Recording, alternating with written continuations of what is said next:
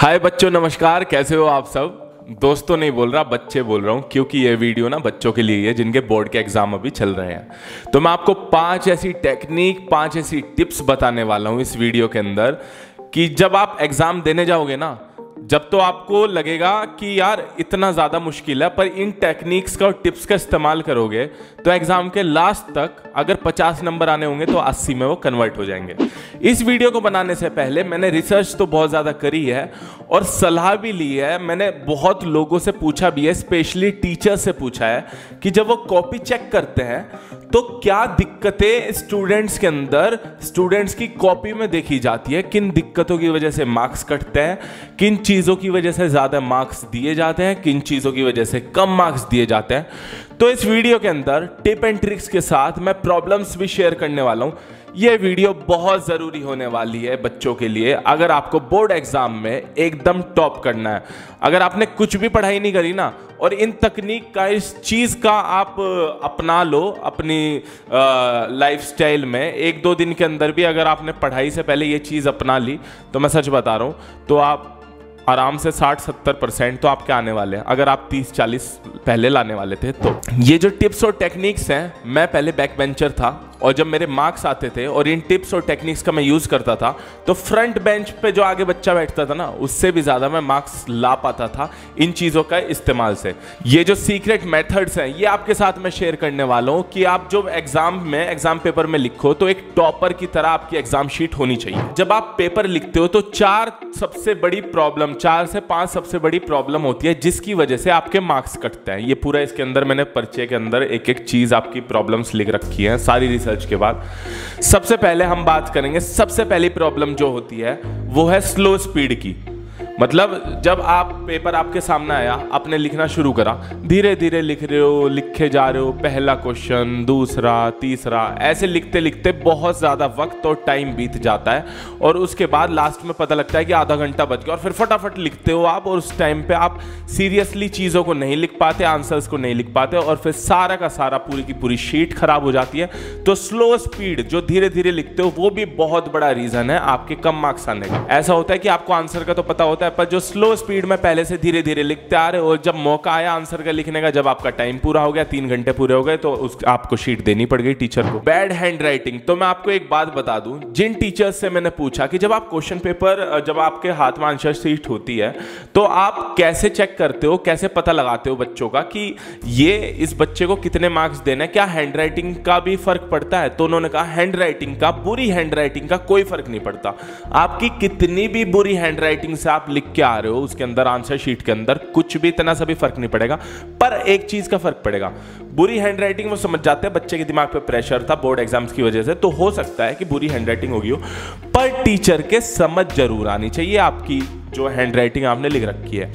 बुरी है कोई दिक्कत नहीं है, पर इतनी भी बुरी ना हो कि सामने वाले टीचर को समझना है, वो फ्रस्ट्रेट हो जाए, इरिटेट हो के वो सारी काट पीट के क्वेश्चन का आपको 5 मार्क्स मिलने और उसके आपको 1 मिले या 0 मिले। जब आपने पहले बहुत सारे पेपर्स दिए होंगे, बहुत सारी क्लासेस पास करी होंगी, इससे पहले आपने ध्यान दिया होगा जब आंसर शीट में आप लिखते हो बीच बीच में कटिंग बहुत ज्यादा करते हो। यहाँ पे कट कर दिया, एक लाइन लिखी, फिर 3-4 शब्द काट दिए, फिर नीचे कोई तो फ्लूड का यूज करते हैं, फ्लूड का भी यूज ना करे तो कटिंग करते रहते हैं, वो इतना ज्यादा इरिटेटिंग होता है। मतलब आप खुद देखो ना, आप टीचर हो, उनकी जगह जाके देखो, आप टीचर हो और आपके हाथ में आंसर शीट आई, आपने देखा सारा कटा पिटा पड़ा है, चाहे आंसर भी सही लिख रहा हो, पहला ही इंप्रेशन गंदा सा पड़ गया, तो कोशिश करना काट पीट कम करना। एक बहुत बढ़िया तरीका मैं आपको इसके पीछे का बताता हूं। अगर आप मतलब आंसर शीट है, उसके पीछे जो पेज होता है, सबसे लास्ट वाला पेज, उसे ना ऊपर लिखो रफ पेज।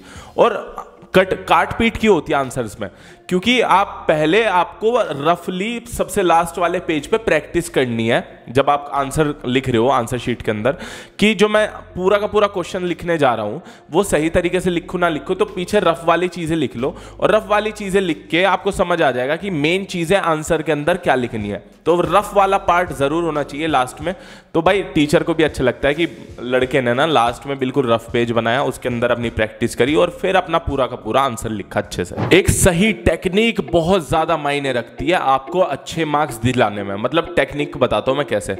जैसे क्वेश्चन पेपर आपके सामने आया, 1 2 3 4 ऐसे क्वेश्चंस लिखे हुए हैं। क्वेश्चन नंबर 1 2 3 4 5 6 ऐसे लिखे हुए हैं। तो एक इंसान ने तो क्वेश्चन नंबर 1 का आंसर दिया, फिर 2 का दिया, फिर 3 का, ऐसा सीक्वेंस वाइज वो चलता रहा। पर दूसरे इंसान ने क्वेश्चन 3 का लिख दिया पहले आंसर टॉप पे, फिर 6 का लिख दिया, फिर 1 का लिख दिया, फिर 4 का लिख दिया। ये चीज ना बहुत फ्रस्ट्रेट करती है टीचर को। सीक्वेंस वाइज ही लिखो, सीक्वेंस वाइज नहीं लिखोगे तो मैं सच बता रहा हूं, साइकोलॉजिकली भी टीचर के दिमाग से अगर वो खुश है आपके आंसर शीट देख के तो बहुत फर्क पड़ेगा आपके नंबरों पर।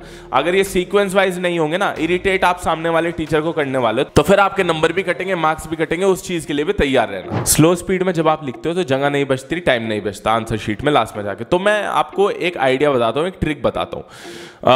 सबसे पहले ना एक काम करो, जो क्वेश्चंस, जैसे 10 क्वेश्चन आपके सामने हैं, तो जो क्वेश्चन आपको सबसे ज्यादा अच्छे से लिखने आते हैं, जिनके बारे में सबसे ज्यादा नॉलेज है, सबसे ज्यादा आंसर जिसके पता है अच्छे से, वो क्वेश्चंस पहले अटेम्प्ट कर लो, ठीक है। और फिर ये सीक्वेंस वाली बात आएगी, इसमें फिर से दिक्कत होगी। पर अगर आपको नहीं आता तो ऐसे कर सकते हो। फिर ये होगा कि जो बेहतरीन वाले क्वेश्चंस हैं, स्टार्टिंग के जो पहले दूसरा तीसरा पेज तक होता है ना आंसर शीट के अंदर, उससे ही सबसे ज्यादा अच्छा इंप्रेशन जाता है सामने जो आपकी कॉपी चेक करते हैं।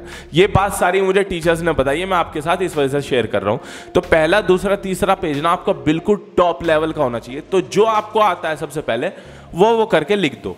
अब बीच बीच में ये, इसमें से सीक्वेंस वाली चीज में दिक्कत जरूर आएगी, पर अब भाई नहीं आता तो फिर क्या करें, या तो सारे आते तो फिर सीक्वेंस वाइज ही लिख दो, पर नहीं आता तो ये ट्रिक करना कि जो स्टार्टिंग के 3 पेज हो गए, बेस्ट आंसर लिखना, उसमें अच्छा इंप्रेशन पड़ता चल जाएगा। और स्टार्टिंग में तो जब पेज खोलते हैं टीचर तो बड़ा अटेंटिव एकदम तरीके से देख के पहला क्वेश्चन, दूसरा, ठीक है, लास्ट तक जाते जाते वो भी है फटाफट चेक करते चल जाते हैं। तो इस बात का ध्यान रखना। जो आप आंसर्स छोड़ देते हो ना कि यार मुझे तो इसका आता ही नहीं है क्वेश्चन का आंसर, यार छोड़ देता हूँ इसको ऐसे ही, भाई ये काम मत करा करो।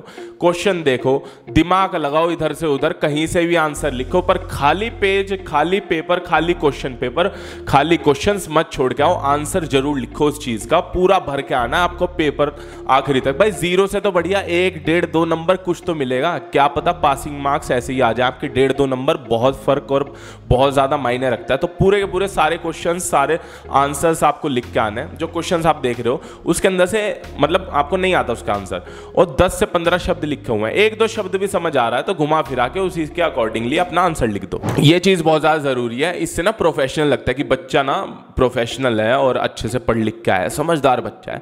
जब आपने आंसर लिखा ना, जो उसके अंदर मेन चीज है, जो आपको परफेक्टली अच्छे से आई है, अपना आपने लिख दिया है, जो मेन चीज है ना, उसे एक हाईलाइटर पेन आता है, उससे हाईलाइट आप कर सकते हो, तो टीचर को भी लगेगा भाई बिल्कुल नीट एंड क्लीन तरीके से लिख रखा है, बच्चा हाईलाइट भी कर रहा है चीजों को, हाँ समझदार तो है, कुछ तो अलग चीज कर रहा है दूसरों से। मैथ्स का आपका पेपर है या अकाउंट्स का पेपर है तो स्टेप मार्किंग का भी बहुत ज्यादा फर्क पड़ता है। देखिए आपका मैथ्स का पेपर है और सामने कोई क्वेश्चन है, अब आपको सिर्फ फॉर्मूला उसका आता है, पूरा क्वेश्चन नहीं आता कि फॉर्मूला तो आता है पर इससे निकालूं कैसे मैं पूरा का पूरा आंसर। तो भाई फॉर्मूला का फॉर्मूला लिखाओ, कुछ तो लिखाओ, पर उसको छोड़ के मत आओ बिल्कुल। जैसे 5 स्टेप है एक आंसर के अंदर, तो 3 स्टेप लिख दो, 2 स्टेप लिख दो, 1 लिख दो, 4 लिख दो, 3 लिख दो, जितने भी है स्टेप, मतलब स्टेप मार्किंग के मिलते हैं कि बंदे ने 1 स्टेप सही करा है, 2 करा है, 3 करा है, चौथा 5वां स्टेप नहीं आता बच्चे को तो कोई दिक्कत नहीं है, 3 तो ट्राई करिए। तो सामने जो टीचर है ना वो भी इमोशनल हो जाता है, चलो बेचारे ने मेहनत तो करी, तो थोड़े बहुत नंबर इसको यहाँ से अगर 5 नंबर मिलने थे, चलो 2 तो दे ही देता हूँ। और सबसे लास्ट और इंपॉर्टेंट बात मैं आपको बताने जा रहा हूँ कि कुछ बच्चे होते हैं ना कि सोचते हैं कि पूरा का पूरा ऐसे लिख दिया क्वेश्चन, पेपर के आंसर्स लिख दिए और हमें नहीं आता तो बीच में 100 रुपये रख देते हैं, या कोई गाना लिख के आ जाता है, या टीचर को कह देता है सॉरी माफ़ कर दीजिए हमें नहीं आता पर ये थोड़े से पैसे आप रख लीजिए। मैं सही बता रहा हूँ, ये बचकानी हरकत है, इसमें कुछ नहीं रखा। मेरे स्कूल टाइम पे भी ऐसा बहुत बारी होता था, मैंने देखा था कुछ नालायक बच्चे थे, वो सोचते थे कि 100 रुपये 500 रुपये रखने से ना टीचर चुपचाप रुपये रख लेंगे और आपको अच्छे मार्क्स मिल जाएंगे। ऐसा नहीं होने वाला, यहाँ पे कोई रिश्वत नहीं चल रही है। ये चीज़ अगर आपने कर दी ना, और अगर आपको 10 नंबर भी मिलने होंगे ना, तो 0 या 1 नंबर भी नहीं मिलेगा। आपको सच बता रहा हूँ, टीचर इतना ज़्यादा फ्रस्ट्रेट और इतना ज़्यादा किलस जाएंगे कि कितना बदतमीज़ बच्चा है, मुझे रिश्वत देने की कोशिश कर रहा है। और ये क्या, कोई बच्चे पूरा का पूरा आंसर की जगह पूरा गाना लिख आते हैं, मेरे स्कूल टाइम पे वो धूम मूवी आई थी, धूम मचाले वो गाना लिख रखा था बच्चों ने। तो मैं यही कहूँगा, ये उल्टी सीधी हरकतें करने के बिल्कुल एकदम भूल जाइए, इनसे कुछ नहीं होगा, इससे मार्क्स नहीं मिलेंगे और सामने वाले टीचर को आप फ्रस्ट्रेट करोगे। तो एक बारी से जल्दी जल्दी रिवाइज कर लेते हैं जो मैंने कहा है, ध्यान रखना। एक तो स्लो स्पीड में आपको नहीं लिखना है, ठीक स्पीड में लिखना है। और जो गंदी राइटिंग है आपकी तो कोई दिक्कत नहीं है, बस समझ आनी चाहिए, कटिंग नहीं होनी चाहिए। जो सही सीक्वेंस में लिखना है आपको 1 2 3 4 अगर आपको आता है, सही सीक्वेंस में अगर नहीं आता आपको, क्योंकि टीचर को ना इजीली चेकिंग में मतलब सही रहता है, इजीली चेक कर पाता टीचर। अगर सही सीक्वेंस में नहीं आता आपको, मतलब नहीं कर पा रहे हो, क्वेश्चंस नहीं पता, जैसे 1 का पता है, 2 का नहीं पता, 3 का नहीं पता, तो या तो ये कर सकते हो कि जो क्वेश्चंस है उनमें क्वेश्चंस में से आंसर निकालो और फटाफट अपना उसी के हिसाब से बना के लिख दो, खाली मत छोड़ के आओ। वरना जो आपको सबसे ज्यादा बेहतर आता है आंसर, उसका आंसर लिखो और पहली दूसरी तीसरी शीट में एकदम फर्स्ट क्लास लिख दो। अंडरलाइन का ध्यान रखना, मतलब आप हाइलाइटर से अंडरलाइन कर सकते हो मेन पॉइंट को अपने आंसर के अंदर। स्टेप मार्किंग का बहुत ज्यादा फर्क रहता है। अगर आप 5 पॉइंट का पूरा आंसर है तो 1 2 3 स्टेप वाइज उस चीज को पूरा करके आना, तो फिर आगे जाके मतलब आपको 5 की जगह मतलब 2 3 तो मार्क्स मिल ही जाएंगे, पूरे के पूरे नंबर नहीं कटेंगे। फॉर्मूला भी आता है, वो भी लिखे आना मैथ्स का। रफ पेज वाली चीज जरूर करना, अगर बहुत ज्यादा कटिंग नहीं करनी है, लास्ट वाले पेज में रफ पेज बना लेना। कोई बच्चे होते हैं कि एक ही शीट पे यहाँ पे लाइन खींच के रफ पेज बना लेता है और इधर अपना काम करते रहता है, बहुत गंदा लगता है वो। शीट के लास्ट वाले पेज पे रफ पेज बनाना, यहाँ पे पूरा का पूरा अपनी जो काट पीट करनी है वो लिख देना। टीचर नहीं देखते लास्ट पेज पे, देख भी लिया तो अच्छा लगेगा कि ठीक है काट पीट गंदगी उन्होंने पीछे ही करी है, आगे नीट एंड क्लीन वाला हिसाब रखना। तो दोस्तों ऑल द बेस्ट, और अगली वीडियो आप कौन से टॉपिक पे चाहते हो वो भी मुझे नीचे कमेंट बॉक्स में बता देना। आई होप आपके बोर्ड के एग्जाम अच्छे जाए और सब चीज अच्छा। और मैं तो ये कहूंगा कि पॉजिटिव रहो, पॉजिटिव सोचो और प्रेशर लेने की ज्यादा जरूरत नहीं है। मेरे भी 60-70% वाले बच्चा हूँ मैं, ऐसा नहीं है कि मुझे बहुत ज़्यादा ज्ञान है और मेरे 95-99 आते थे, ठीक है। मार्क्स का फ़र्क नहीं पड़ता आपकी ज़िंदगी में, मैं यही कहूँगा।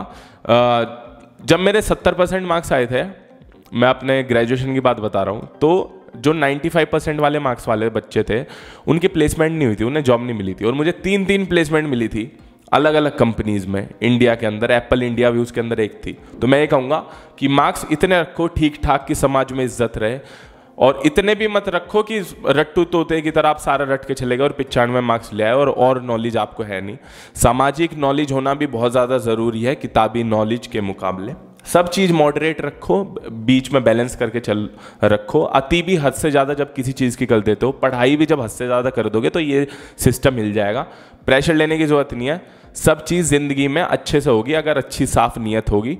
पढ़ो, दिल लगा के पढ़ो, इतना भी मत करो कि ये नसें फूल के फट जाए और डिप्रेशन आपको हो जाए। तो मैं ये कहूँगा कि ध्यान रखिए अपना, मिलता है अगली वीडियो में। ऑल द बेस्ट आपके सारे पेपरों के लिए।